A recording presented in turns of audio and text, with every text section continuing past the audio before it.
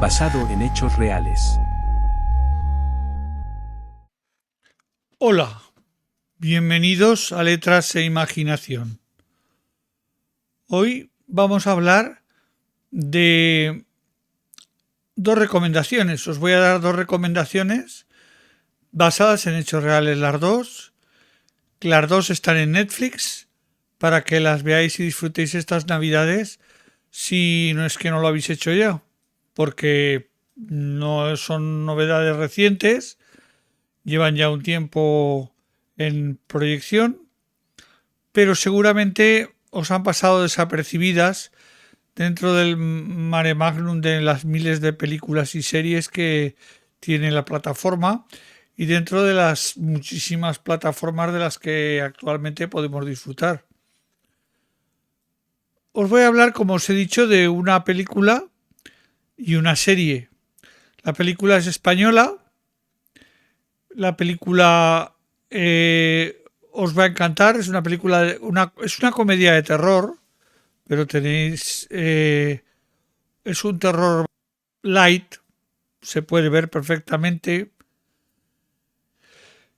Y esta comedia de terror va sobre un grupo de parapsicología que se fundó en los años 80 en España, el grupo EPTA. El grupo EPTA es un grupo de profesionales de distintas disciplinas que se dedica a la investigación del fenómeno paranormal en España. El grupo EPTA, ya os lo digo, lleva más de 40, 30 y tantos años ya funcionando, desde 1987.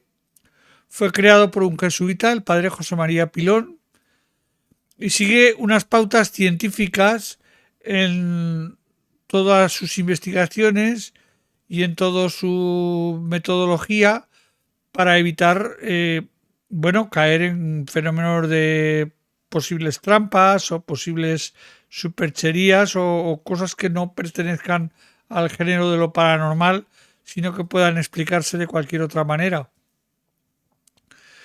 El propio José María Pilón en aquel momento se encargó de la selección de los miembros. Actualmente sigue funcionando y siguen reuniéndose todas las semanas en Madrid, en la calle Serrano. Tienen un local en el cual hacen conferencias sobre parapsicología. Estas conferencias tienen un precio de 10 euros la entrada, pero realmente cuesta entrar. Quiero decir que suelen agotarse. Hay que reservar con tiempo. En estas os podéis encontrar a gente famosa. Por ejemplo, Javier Sierra es uno de los que frecuentan el grupo EPTA. Es un escritor, como bien sabéis, turulense, de fama internacional.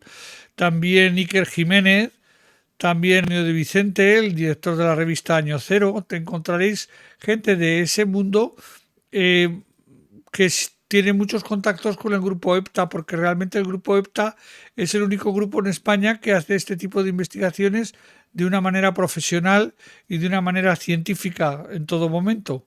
No se rigen por ninguna norma, digamos, sectaria de religión sino simplemente todo a base de método científico. Bien, el grupo EPTA no tiene subvenciones de ningún tipo, ni las acepta tampoco acepta donaciones, sino que solamente los gastos de los traslados, el pago de los gastos de los traslados que se puedan generar de sus miembros para las investigaciones que realiza. De los miembros fundadores en este momento sobreviven todavía Sol Blanco Soler, Piedad Cabero y Paloma Navarrete, que son las tres fundadoras junto con José María Pilón. Paloma Navarrete en este momento ya no trabaja con EPTA, lo hace de manera independiente, pero vamos, todavía vive. Son octogenarias todas ellas, pero bueno, apoyadas por un grupo de gente joven y dinámica que les permite pues dar todavía mucho de sí, porque son mujeres muy preparadas que han estado ahí desde el principio y que conocen perfectamente todo el mundo de lo paranormal y lo parapsicológico. Bueno, ya algunos de vosotros habréis descubierto que la película que vamos a comentar es Fenómenas. Fenómenas es una película de 2023 de terror, comedia de terror española, que trata sobre el caso del grupo EPTA que se llevó, la investigación que se llevó en el Palacio de Linares. El Palacio de Linares es conocido por todos porque está en el pleno centro de Madrid, ocupa una esquina emblemática, la esquina del Paseo de Recoletos, con la Plaza de Cibeles, y todos conocéis el Palacio de Linares cuanto menos por fuera. Hoy os enseñaré fotos de dentro y os comentaré un poco las estancias que tiene y todo para que os hagáis un poco la idea de qué va la película, que va precisamente de eso, de los fantasmas que había ahí en el Palacio de Linares y la investigación que EPTA hizo antes de que este palacio pasase al Estado, porque al final fue comprado en los años 80 por 9 millones de euros por una inmobiliaria y al final fue el Estado el que se lo quedó. Ahí en este momento está la Casa de América. La Casa de América, como sabéis, es una institución cultural de la Agencia de Cooperación Iberoamericana. Bueno, volviendo de nuevo a la Casa de América y al Palacio de Linares, se le conoció en sus primeros tiempos como Palacio de Murga.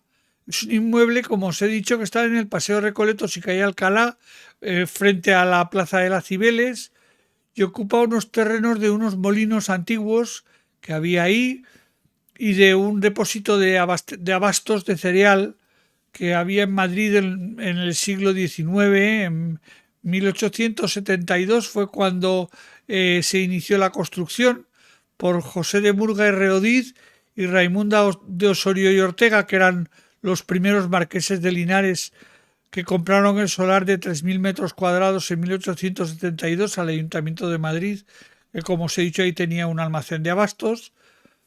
Las obras las inició Carlos Colburi Parra en 1837, siguiendo los diseños de un arquitecto francés, Adolphe Ombrecht, responsable de la construcción de fastuosos palacios en toda la ciudad de Madrid, como el de los Duques de Bailén, el del Marqués de Portugalete, que ha desaparecido, y algunas partes del Palacio de Linares, como la escalera de mármol que da paso al jardín, las caballerizas o la casa de muñecas, fueron obras de Manuel Aníbal Álvarez.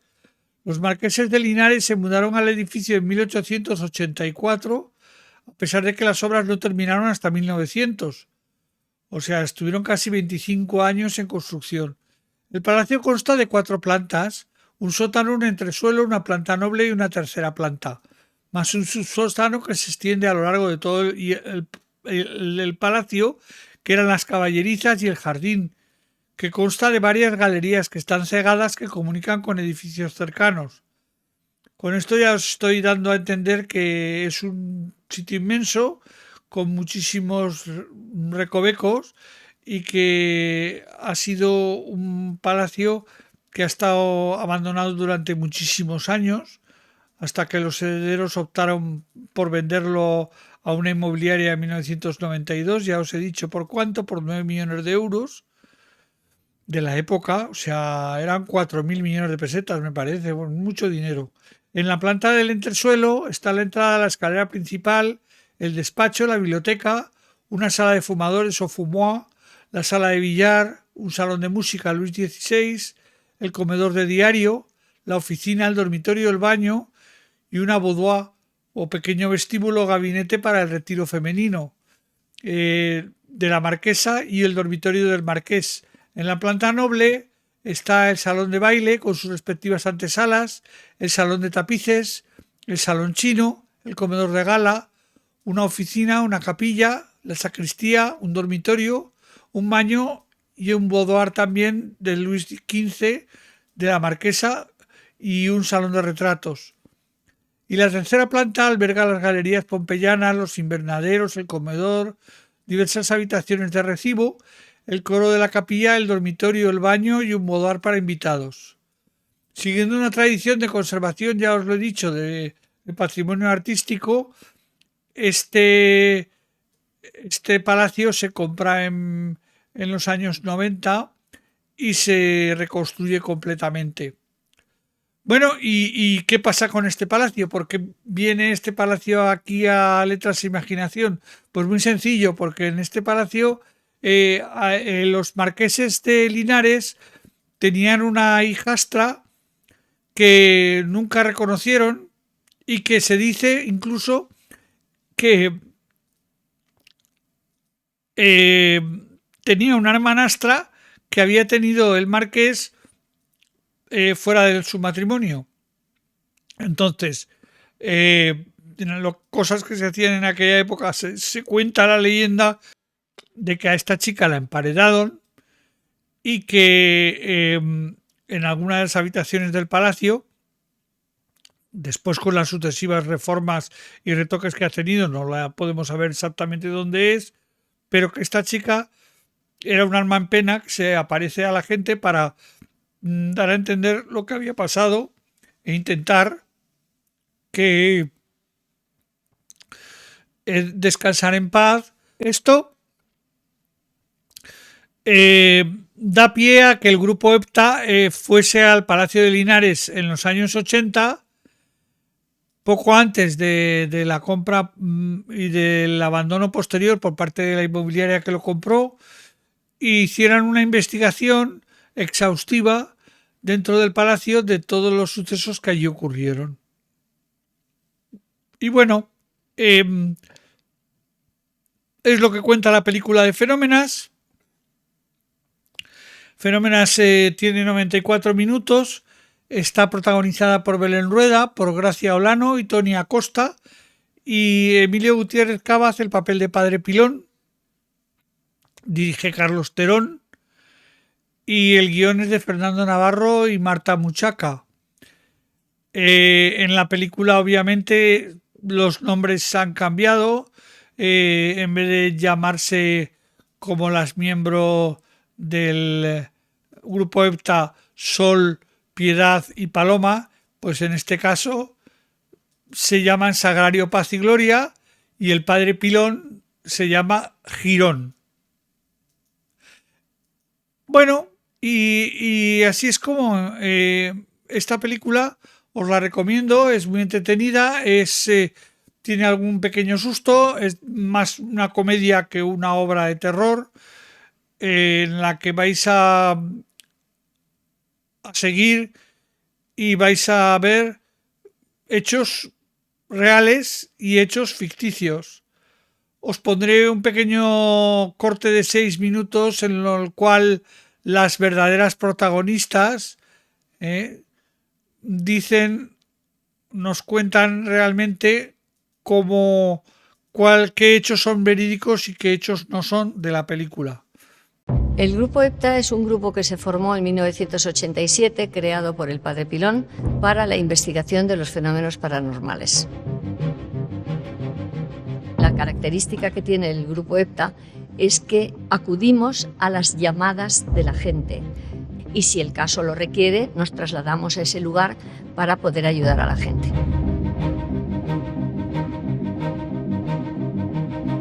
Yo, por ejemplo, fui a unas cenas que daban el Padre Pilón en la calle Reina y ya hice amistad con ellos. Yo luego ya fui todo el tiempo y fue como entré en el equipo con el Padre Pilón. Yo el origen es distinto.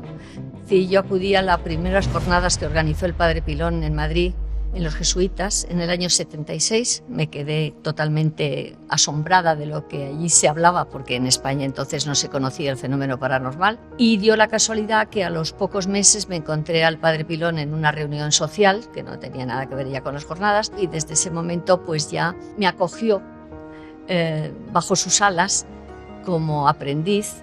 El péndulo del Padre Pilón lo usaba porque él era radiestesista y era un radiestesista muy bueno. Porque con el péndulo lo mismo encontraba gente perdida que agua. Hay unas energías que se llaman anómalas que solamente las detectas con el péndulo.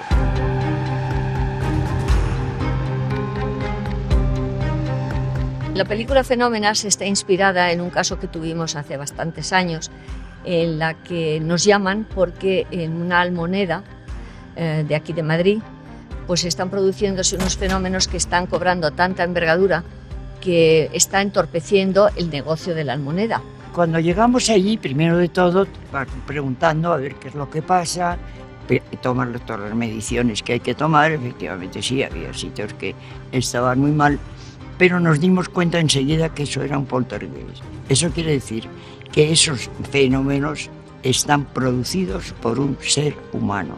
Decir y puntualizar que los fenómenos que se pueden producir en un poltergeist son muchísimo más espectaculares que los que puede producir una persona fallecida. Los muertitos no son violentos. Los violentos son los vivos. Bueno, a veces tiran cosas, pero nunca nos han dado, ¿no? ¿Cuáles son las manifestaciones más Ahí va. espectaculares del baúl del monje? Cuéntalas, porque tú te las Pues mira, conoces muy bien. empezamos por bombillas. Se desenroscaban del carquillo. Y ya de ahí para adelante pues se movían las lámparas, tenía ruidos, esta daba un grito desde otro lado, yo que estoy grabando la lámpara que se mueve, espérate.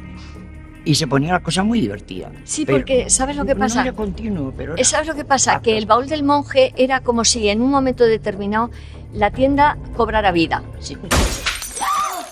Calma. Y Eddie, como graba, podíamos rebobinar y saber dónde estaban los objetos antes de que aparecieran en otro lugar. Había esa cabeza de muñeca que se materializaba y se desmaterializaba. Miren esto. Esta muñeca apareció así, de repente. La encontramos allí. ¿Te acuerdas que le llamábamos al Cristo el Cristo viajero? Viajeros. Porque el Luego Cristo lo dejabas en un lado y aparecía en otro.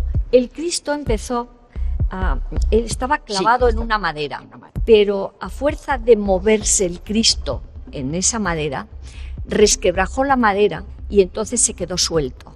Imaginaros la cara del físico. El pobre Lorenzo, ¿verdad?, se quedó tan impresionado con lo de la caída, del Cristo, porque es que lo presenció, y dice: mirar, si yo no llego a vivir lo de esta tienda, nunca me lo hubiera creído. Mira, estábamos allí, veíamos los fenómenos y decíamos: pero qué maravilla, ¿os dais cuenta que esto es lo que aparece en todos los tratados de parapsicología? Que es muy raro, porque el poltergeist suele durar muy poquito en el tiempo. Entonces decías, bueno, somos privilegiados de poder observar y ser capaces de ver ese fenómeno en funcionamiento. Estén muy atentos ahora en sus casas al siguiente documento sonoro.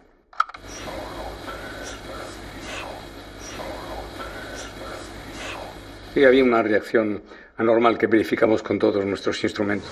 El Palacio Linares no pasaba absolutamente nada, no había ningún fenómeno que pudiera ser numerado como fenómeno. Tuvimos 6 meses investigando el Palacio de Linares. El palacio era apasionante. Imagínate que te pongan a tu disposición un palacio de 400 y pico de habitaciones sin luz eléctrica, en la que nos teníamos que mover con velas y linternas por la noche, pero lo que no cabía duda es que en ese palacio había una impregnación terrible. Pero no ha sido de los casos más espectaculares que nosotros hemos investigado. Quizá muy conocido, pero no es de los más espectaculares en cuanto a fenómenos.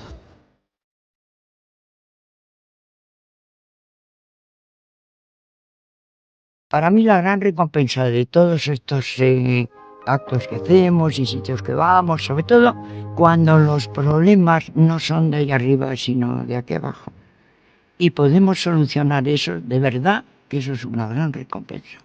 Ya el padre Pilón, en su protocolo de investigación, nos dijo que siempre teníamos que ayudar. Le faltó decir que a vivos y a muertos. Entonces, tanto si ayudamos a los vivos como si ayudamos a los muertos a irse, es una labor preciosa. Os puedo decir que es una satisfacción maravillosa el haber cumplido con el cometido de EPTA y para lo que el padre Pilón lo creó. Entonces creo que es una satisfacción personal y de grupo maravillosa.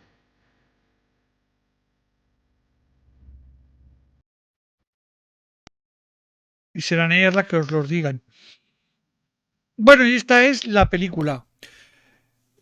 Pero también tengo una recomendación de una serie para estos días que su nombre es La Serpiente. La serie de La Serpiente es del año 2021, justo después de la pandemia. Precisamente se iba a rodar en el 2020 y no se pudo rodar por cuestión de la pandemia. Se hizo en el 2021. Mis amigos siempre tienen las puertas abiertas. Jay. Ah, eres la tratante de joyas. Es ese de ahí, mi marido, Allen. Bangkok.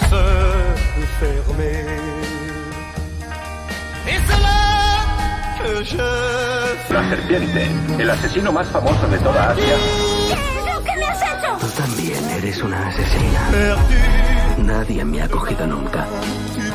Creía que me sentiría muy culpable. La verdad es que no. Me sentí libre.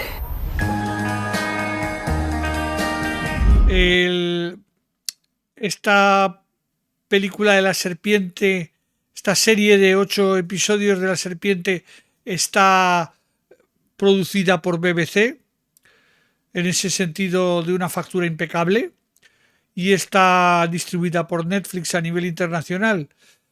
La serie de la serpiente trata sobre Hassan Borani Gamund, llamado Charles Sauvage en su nombre francés.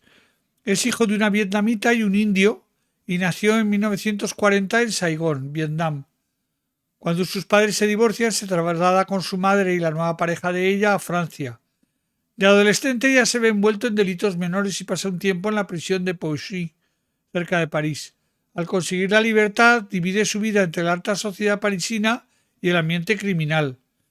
Es una persona porque vive, muy inteligente, y en 1963 recibe su primera condena por robo, pero en 1970 decide abandonar Francia para irse a Bombay, a la India, donde se muda con su mujer, Chantal Campagnon.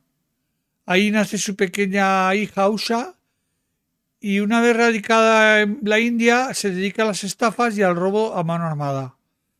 Pero mediante un descuido rápidamente lo acusan de robo y para evitar ser capturado empieza un periplo entre la India, Afganistán y Nepal con pasaportes falsos.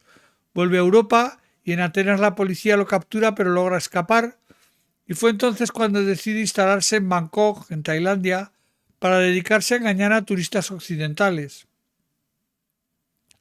Su mujer, Chantal, lo abandona, pero él era un seductor nato y en Tailandia consigue una cómplice fundamental, que es una bellísima canadiense, Marie-André Leclerc, que buscaba aventuras y que buscaba vivir la vida.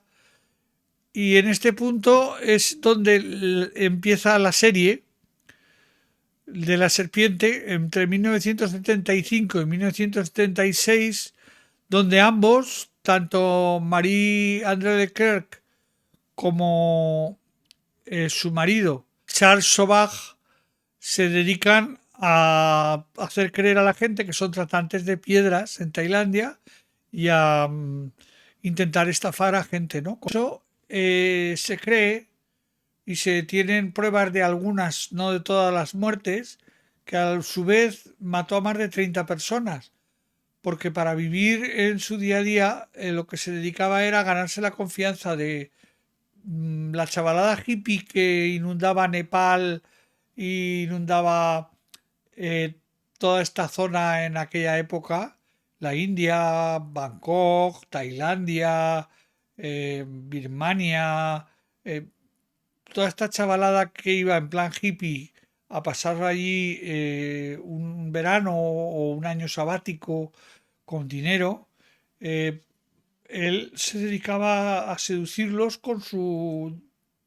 Tenía un buen coche, tenía una buena casa con piscina, su mujer era atractiva, él era joven, se dedicaba a seducirlos de la manera que al final acababan confiando en él como en un amigo y él les acababa robando el dinero que tenían o las pertenencias que llevaban y luego los mataba.